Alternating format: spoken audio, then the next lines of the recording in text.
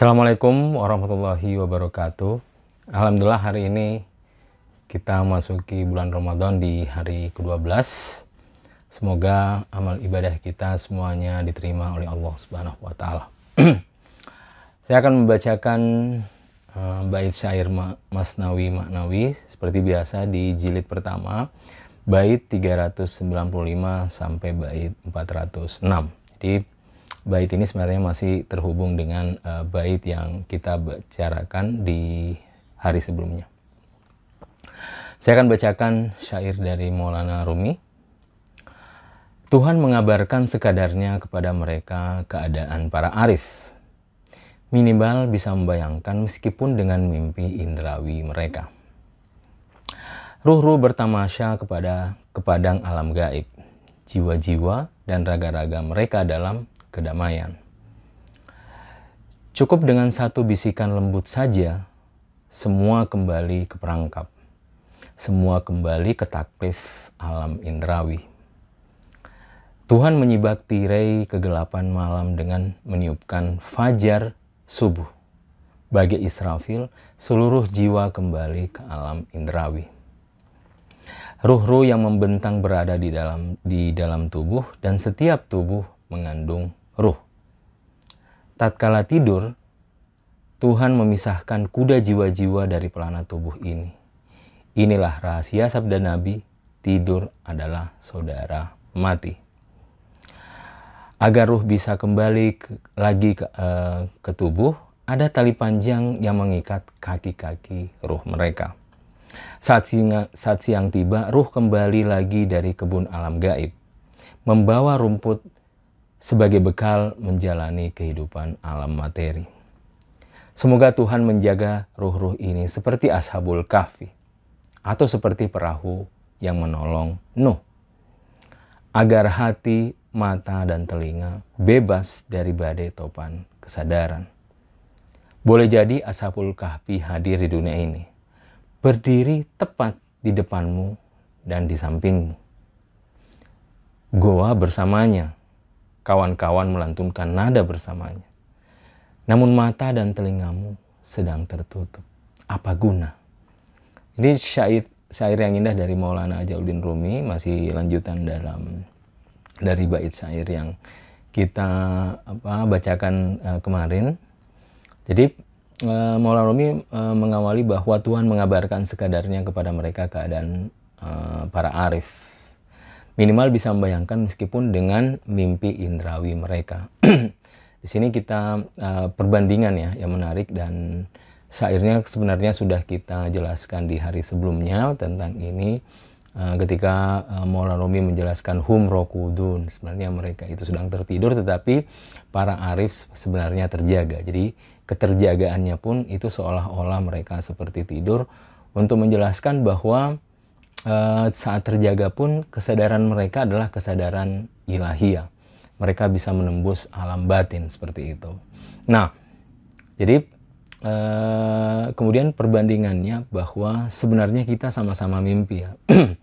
Para arif juga bermimpi, kita juga bermimpi. Cuma yang membedakan adalah level kesadaran. Tapi kata Maulana Rumi, minimal bisa membayangkan meskipun dengan mimpi indrawi mereka. Minimal ada satu hal yang pasti sama, bahwa ketika kita tertidur itu menunjukkan bahwa kita sedang di alam barzah, seperti itu.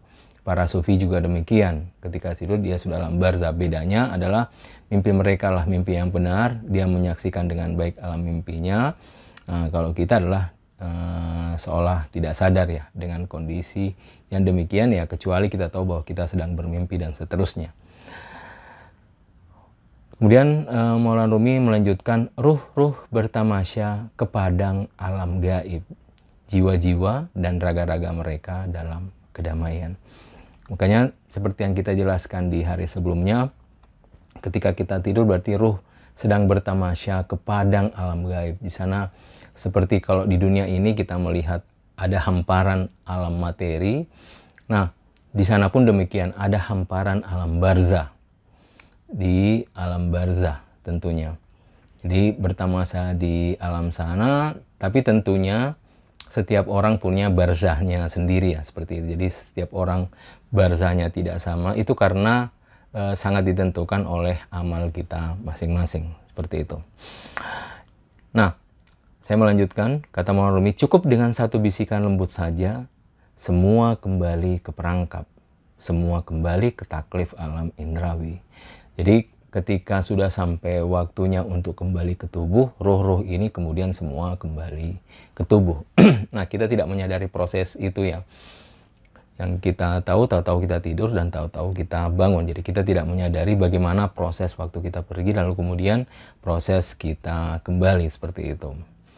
Nah, Tuhan menyibak tirai kegelapan malam dengan meniupkan fajar subuh. Bagai Israfil, seluruh jiwa kembali ke alam indrawi. Jadi kita dengan baik merasakan, oh tahu-tahu kita bangun, lalu kemudian kita melaksanakan sholat dan seterusnya. Entah itu sholat malam atau sholat subuh atau yang lain. Nah, ruh-ruh yang membentang berada di dalam tubuh. Dan setiap tubuh mengandung ruh. Nah, ini yang menarik dari Maulana Rumi.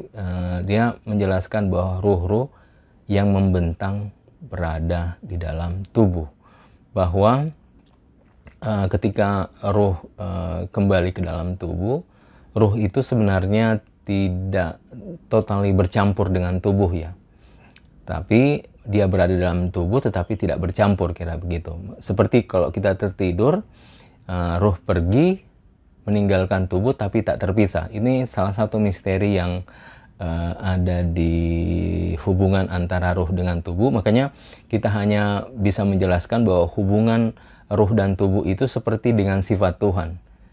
Jadi ruh di dalam tubuh kita tapi tidak bercampur, ruh terpisah dari tubuh kita tapi di luar dari tubuh kita tapi tak terpisah ketika kita bertamasya ke alam barzah, ketika kita tidur ya dan bermimpi. Ruh ke alam sana tanpa harus terpisah dengan tubuh. Itu salah satu misteri dan sekaligus menunjukkan keluasan dimensi ruh. Makanya kata-kata yang digunakan Maulana Rumi adalah membentang. Dan setiap tubuh mengandung ruh.